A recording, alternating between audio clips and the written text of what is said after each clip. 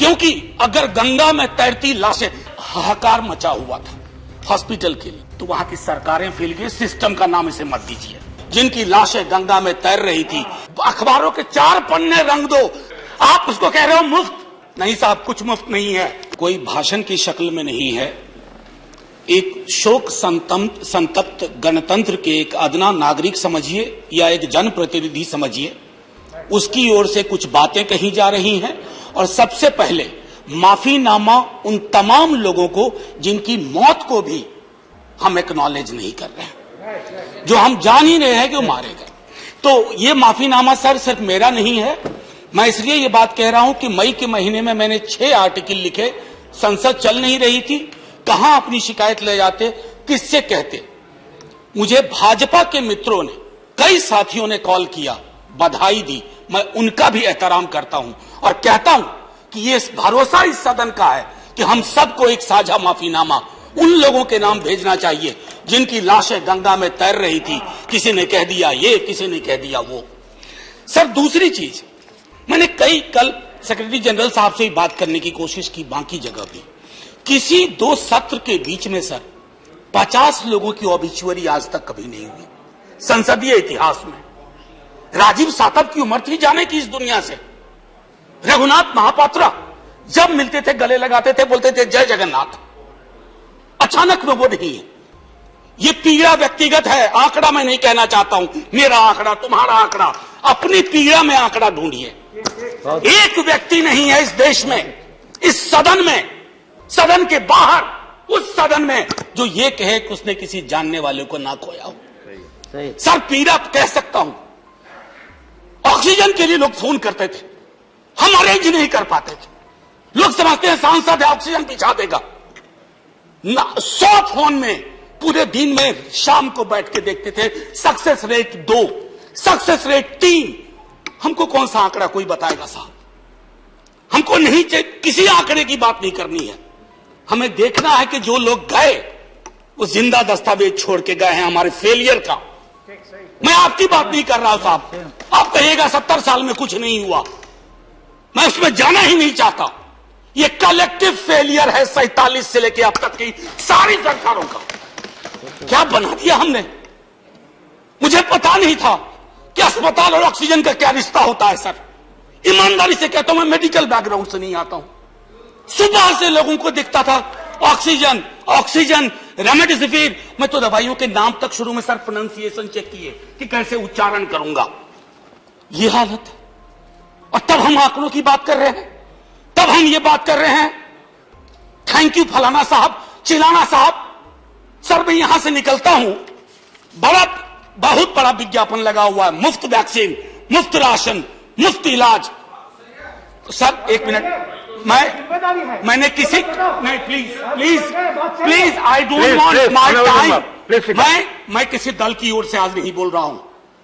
मैं दावे के साथ कहता हूं, मैं लाखों लोगों की ओर से बोल रहा हूं जो यहां बोलना चाहते हैं। अब मेरी बात सुनिए, आज शिकायत नहीं कर रहा हूं आपसे। ये वेलफेयर स्टेट है ना। एक साबुन की टिकिया अगर कोई गरीब गांव में खरीद रहा है ना सर, तो अडानी अंबानी के बराबर का करदाता है। आप उसको कह रहे हो मुफ्त, मुफ्त वैक्सीन, मुफ्त इलाज, मुफ्त राशन। नहीं साहब, कुछ मुफ्त नहीं है, उसका स्टेट है। इस वेलफेयर स्टेट का कमिटमेंट है, उसको आप डिनाग्रेट मत करिए, डेमोनाइज मत करिए, उसे बौना मत बनाइए। ये आग्रह है मेरा। सर मैं इससे पहले की कुछ और बातें कहूं, मेरे पास सही वक्त है। सर इस कोरोना को मैं भी मानता हूं, मेरे पूर्व के वक्ता कुछ कह रहे थे, ये चैलेंज है हमारे लिए सर। बहुत बड़ी बड़ी बातें नए नए कानून की हो रही है। राइट टू हेल्थ की बात क्यों नहीं करते हम लोग? राइट टू हेल्थ, स्वास्थ्य का अधिकार, उसमें कोई किंतु परंतु लेकिन परंच नहीं। सीधे तौर पे स्वास्थ्य का अधिकार constitutionally guaranteed, right to life के साथ लिंक करिए। किसी अस्पताल की मजाल नहीं होगी कि वो उस खिलवाड़ कर पाए उस राइट टू लाइफ का। करना नहीं चाहते। राइट टू वर्क, उस पर काम करिए। पॉपुलेशन को लेकर के बहुत बातें हो रही हैं साहब, डेमोग्राफी को डेमोग्राफर्स को छोड़ दीजिए, बड़ा संश्लिष्ट विज्ञान है, लेकिन ये हम कर सकते हैं इस सदन और उस सदन में। Right to life, right to work पर लेजिस्लेशन लाइए, ताकि कोई आपदा आए, अभी तो हमारे लीडर ऑफ हाउस नहीं है, नए नए बने हैं, उनसे मैं कहता जब वो रेल मंत्री थे, हॉस्पिटैलिटी सेक्टर के लोगों को निकाल दिया गया। इसी कोरोना काल में मैंने लगातार आवाज उठाई, कोई सुनने वाला नहीं है सर, कोई नहीं सुन रहा। अगर आप सांसद की नहीं सुन रहे हैं तो जो छोटे अदना संविदा वाले नौकरी से निकाले गए उसकी कौन सुनेगा सर। एक और अद्भुत चीज हुई इसी कोरोना के दौरान, माननीय उपसभापति महोदय, जब हाहाकार मचा हुआ था हॉस्पिटल के लिए, आईसीयू बेड्स के लिए, दवाइयों के लिए, यह हाहाकार जब मचा हुआ था उस दौर में सर कई चीजें हुई, जिसमें से एक जो महत्वपूर्ण चीज मैं जिसका जिक्र करूंगा, उस हाहाकार में सरकारें, मैं सिर्फ केंद्र को नहीं कह रहा हूं, कई राज्य सरकारें भी नदारद थी। वो 1.5 महीना कैसे बिताया है इस मुल्क ने, हमारे सदन के कोई लोग बड़े मुश्किल से बच के आए हैं, मैं नाम नहीं लूंगा, पूरे देश ने वो वक्त कैसे बिताया है, नाइटमेयर की तरह लगता है सर, डरावना लगता है।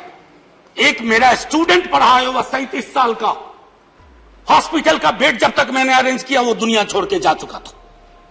मैं इसलिए बार बार इसको इसलिए ये कह रहा हूं कि इसमें व्यक्तिगत पीड़ा को ढूंढिए, तब हम इसका निदान ढूंढ पाएंगे। मेरी नाव तुम्हारी नाव, मेरा काल तुम्हारा काल, ये तो बहुत कुछ हुआ, इस भौकाल से आपको कुछ हासिल नहीं होगा। सर बस 1 मिनट और लूंगा, जो मैं कहना चाह रहा था। सर एक खत मैंने मृतात्माओं के नाम लिखा था, कुछ कर नहीं पा रहा था, बेबसी में एक खत लिखा, जो लोग इस दुनिया से चले गए, उसमें कुछ मैंने सलाह दी थी सर सरकार से। और ये जो उस बीच में कहा गया कि सरकारें फेल नहीं की, सिस्टम फेल कर गया। अरे साहब ये सिस्टम कौन क्या है? बचपन से सुनते थे कि सिस्टम के पीछे व्यक्ति होता है, सिस्टम के पीछे एक संरचना होती है। अगर वो सिस्टम फेल किया है, चाहे दिल्ली में या किसी गांव की गलियों में, तो वहां की सरकारें फेल गई, सिस्टम का नाम इसे मत दीजिए, क्योंकि यही वो सिस्टम बनाते हैं। धन्यवाद। और आप बस आखिरी टिप्पणी करने दीजिए। प्रोफेसर धन्यवाद, आपको ज्यादा टाइम दे चुका हूं मैंने। सर बस 10 सेकंड लूंगा।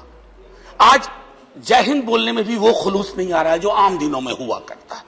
मैं सिर्फ इतना आपसे आपके माध्यम से कहना चाहता हूं, मैंने एक शिकायत नहीं की सर, किसी से नहीं। किससे शिकायत करेंगे?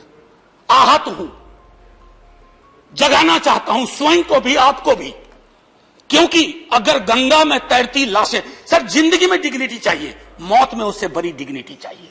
हमने अनडिग्निफाइड डेथ को विटनेस किया है, और अगर हमने इसको दुरुस्त नहीं किया सर, आने वाली सदियां माफ नहीं करेगी। आप बड़े बड़े इश्तहार छपवाओ, अखबारों के 4 पन्ने रंग दो, फलाना थैंक यू सर इतिहास को थैंक यू कहने का मौका मिलना चाहिए। धन्यवाद। जय हिंद सर।